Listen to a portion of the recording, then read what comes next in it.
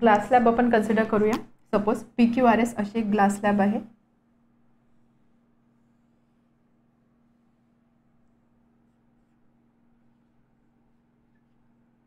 Slab आहे, यामुळे काय असणार आहे, ग्लासचं बनलेलं आहे, त्यामुळे इथे पूर्ण टोटल आतमध्ये काय असणार आहे, ग्लास असणार आहे. सो ग्लास हा एक मीडियम असणार आहे. त्यानंतर ग्लासच्या बाहेर इथे मीडियम असणार आहे एअर, इथे मीडियम असणार आहे एअर. ठीक आहे. यामध्ये डेन्सर कोणतं, रेअरर कोणतं लगेच आपल्याला समजलं पाहिजे. ग्लास आहे म्हणजे मॉलिक्यूल एकमेकांच्या जवळ असणार आहे कम्पेअर्ड टू एअर, त्यामुळे ग्लास हे असणार आहे डेन्सर मीडियम आणि एअर असणार आहे रेअरर मीडियम. ठीक आहे. आता आपल्याला बघायचं आहे की लाईट रे इथे कशी बेंड होणार आहे. सपोज हा जो PQ सरफेस आहे स्लॅबचा, इथे एक लाईट रे अशी येते. ठीक आहे. लाईट रे अशी येते.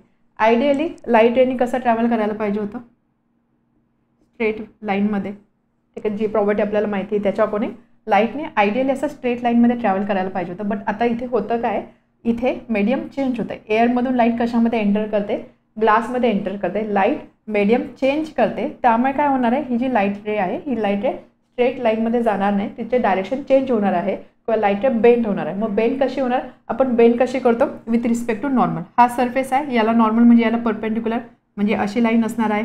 मग बघायचं लाईट कुठून कुठे येते, एअरमधून ग्लासमध्ये येते. रेअरर टू डेन्सर आहे, रेअरर टू डेन्सर असेल तर लाईट कुठे बेंड होते, टुवर्ड्स नॉर्मल, नॉर्मलच्या डायरेक्शनला बेंड होते. त्यामुळे लाईट अशी न जाता ह्या साईडला बेंड होईल, या साईडला बेंड होईल म्हणजे लाईट मे बी अशी काही ट्रॅव्हल करेल.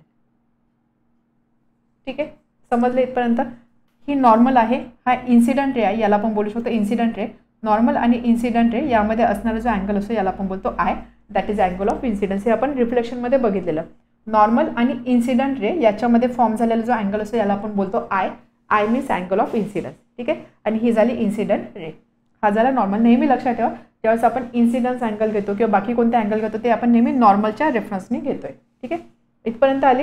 आता एकच मीडियम आहे, मीडियममधून ट्रॅव्हल करते लाईट, अशी इथपर्यंत आली.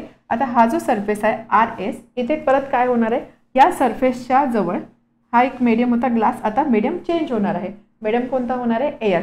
अगेन चेंज ऑफ मीडियम म्हणजेच काय, आयडियली लाईटने असं ट्रॅव्हल करायला पाहिजे होतं, ह्या केसमध्ये लाईट अशी ट्रॅव्हल नाही करणार, लाईट तिची डायरेक्शन चेंज करणार because of change of medium. आता डायरेक्शन कशी चेंज करणार, विथ रिस्पेक्ट टू नॉर्मल. सगळ्यात आधी आपण काय करू, हा जो सरफेस आहे याच्यासाठी नॉर्मल असणार आहे अशी, म्हणजे परपेंडिक्युलर लाईन.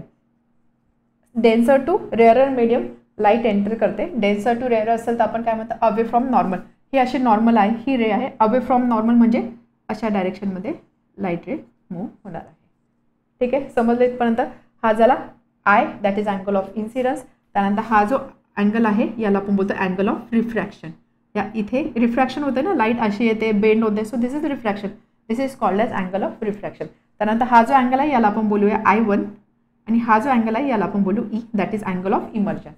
इथून इमर्ज होते, बाहेर येते, म्हणून याला आपण बोलणार angle of emergence. Angle of emergence, angle of incidence, angle of refraction आणि याला आपण बोलणार I. आता इथे R आणि I हे दोन अँगल जर तुम्ही कन्सिडर केले, बघा हा एक सरफेस आहे, हा सरफेस ग्लास स्लॅब आहे. हे दोन सरफेस एकमेकांना पॅरलल असणार आहे, PQ आणि RS.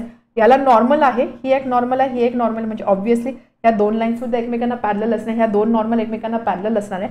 दोन पॅरलल लाईन आणि त्यानंतर ही अशी ट्रान्सव्हर्सल. आपल्याला मॅथ्समध्ये आपण प्रॉपर्टीचा अभ्यास केलेला आहे. असे ज्यावेळेस दोन अँगल असतात, हे दोन अँगल नेहमी कॉन्ग्रुएंट असतात किंवा सेम असतात, त्यामुळे त्या लॉजिकने ह्या दोन पॅरलल लाईन, ही एक ट्रान्सव्हर्सल, त्यामुळे अँगल I आणि अँगल R सारखे असणार आहे. I is equal to R. ठीक आहे. हे दोन अँगल सारखे असणार आणि त्यानंतर हा झाला angle of emergence, that is E. तर अशा पद्धतीने ग्लास स्लॅबमधून ज्यावेळेस लाईट ट्रॅव्हल करेल त्यावेळेस दोन ठिकाणी लाईटचे रिफ्रॅक्शन होणार आहे. जिथे कुठे मीडियम चेंज होतं तिथे कुठे लाईटचे रिफ्रॅक्शन होणार आहे. फर्स्ट हा इंटरफेस इथे एअर टू ग्लास जाते, इथे रिफ्रॅक्शन होणार आहे. त्यानंतर ग्लास टू एअर येते, इथे सुद्धा रिफ्रॅक्शन होणार आहे. तर अशा पद्धतीने लाईट बिहेव करते किंवा लाईटचं बेंडिंग होतं.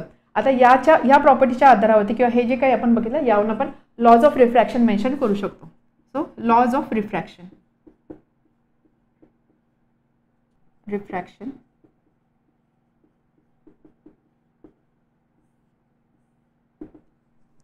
त्यासाठी सगळ्यात आधी आपण काय करू, इथे काही पॉईंट्स मेन्शन करूया. PQ हा सरफेस आहे, लाईट रे अशी येते, इथे बेंड होते. हा जो पॉईंट आहे PQ सरफेसवरचा याला बोलू आपण N. त्यानंतर ही जी साईड आहे SR, इथे हा जो पॉईंट आहे याला आपण बोलूया M. ठीक आहे. त्यानंतर इन्सिडंट रे आपण बोलू AB, incident ray AB, emergent रे आपण बोलूया CD. ठीक आहे, इन्सिडंट रे, इमर्जंट रे, त्यानंतर हे जे 2 पॉईंट आहे एन आणि एम. आता यामध्ये अजून एक गोष्ट मेन्शन करायची राहिली.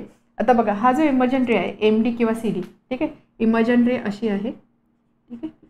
आता ही जी रे आहे ही रे आणि ही जी ए बी आपण प्रोड्यूस केली, सपोज ए बी अशी रे अशी आलेली आहे इथे, त्यानंतर बेंड झाली परत इथे येऊन, A B he incident ray आहे, एम डी ही इमर्जंट रे आहे. बट आयडियली ए बीनी कसं ट्रॅव्हल करायला पाहिजे होतं, ए बी असं स्ट्रेट लाईनमध्ये ट्रॅव्हल करणार आहे.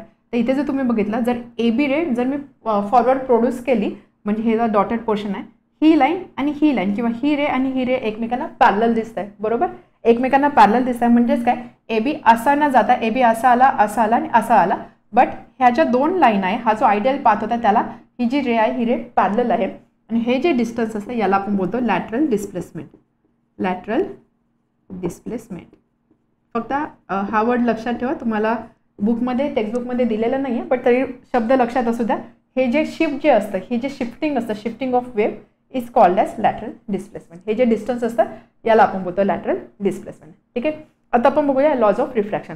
लॉज ऑफ रिफ्रॅक्शन काय सांगतं फर्स्ट. आता इन्सिडंट रे आणि हा आहे रिफ्रॅक्टेड रे आणि ही आहे नॉर्मल. तर आपण बघू शकतो नॉर्मलच्या एका साईडला इन्सिडंट रे आहे आणि त्याच्या ऑपोजिट साईडला रिफ्रॅक्टेड रे आहे. सो हे आपण असं मेन्शन करू शकतो in terms of law. Incident ray, refracted ray at the point of incidence, at the point of incidence n हा पॉइंट ऑफ इन्सिडन्स आहे, बरोबर, ही इन्सिडंट रे आहे. So n is point of incidence. So incident ray, refracted ray at point of incidence n lie on the opposite side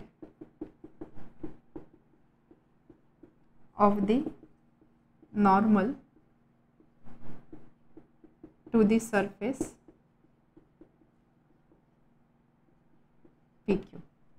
हा surface PQ याची ही normal, या नॉर्मलच्या opposite साईडला, एका साईडला इन्सिडंट रे आहे, एका साईडला रिफ्रॅक्टेड रे आहे. So incident ray, refracted ray at the point of incidence, हा जो पॉइंट आहे इथे, lie on the opposite side of normal to the surface PQ, या नॉर्मलच्या ऑपोजिट साईडला लाई करते.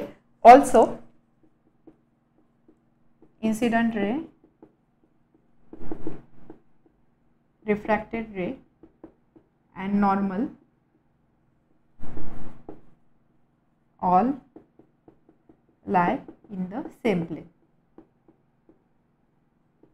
आपण या टाइपची एक प्रॉपर्टी रिफ्लेक्शन ऑफ लाईट मध्ये सुद्धा बघितले, एका प्लेन मध्ये ते लाई करतात. सो इन्सिडेंट रे, रिफ्रॅक्टेड रे आणि नॉर्मल ह्या सगळ्या गोष्टी एका प्लेन मध्ये लाई करतात. This is first law of refraction.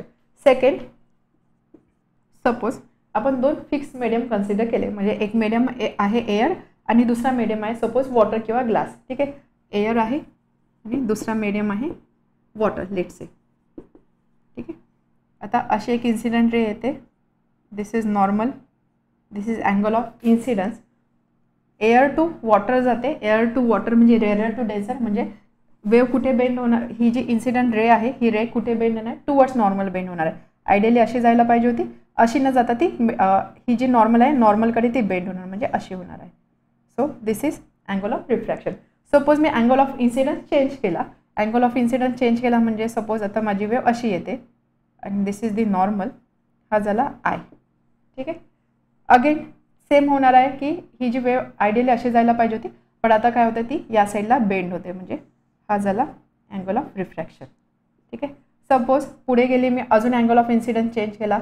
आता सपोज मी अँगल ऑफ इन्सिडन्स असा ठेवला, this is normal, this is I.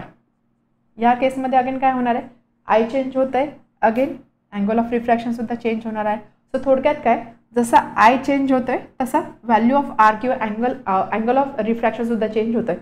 I change होतं आहे, रिफ्रॅक्शन चेंज होतं आहे, अँगल ऑफ इन्सिडन्स चेंज होतं आहे, अँगल ऑफ रिफ्रॅक्शनसुद्धा चेंज होतं आहे.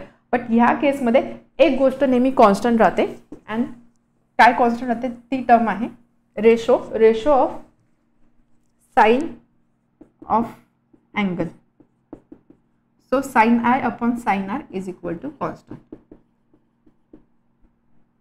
Sign I upon sine R is equal to constant, आणि याला अजून बोलतात Snell's law, and this is second law of refraction. ठीक आहे, समजलं काय second law of refraction. Suppose आपण दोन मीडियम कन्सिडर केले की जे आपण फिक्स ठेवलेलं चेंज करत नाही आहे. जसं मी एअर आणि ग्लास किंवा एअर आणि वॉटर कन्सिडर केला, जसं मी आय चेंज करणार तसं आर सुद्धा चेंज होणार आहे. अँगल ऑफ इन्सिडन्स चेंज होणार तसं अँगल ऑफ रिफ्रॅक्शन सुद्धा चेंज होणार आहे. फक्त एक गोष्ट चेंज होत नाही. काय चेंज होत नाही? एक रेशो नेहमी कॉन्स्टंट राहतो and that ratio is sine I upon sine R. Sine of angle sine I upon sine R हा नेहमी कॉन्स्टंट राहतो आणि याला अजून बोलता स्नेल्स लॉ. तर सेकंड लॉ ऑफ रिफ्रॅक्शन आपण कसं मेन्शन करू शकतो? फॉर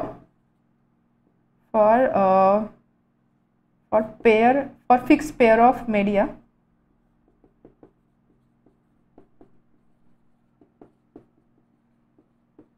आपण जर दोन मीडियम फिक्स ठेवले, चेंज नाही केले, then ratio of sine of angle of incidence to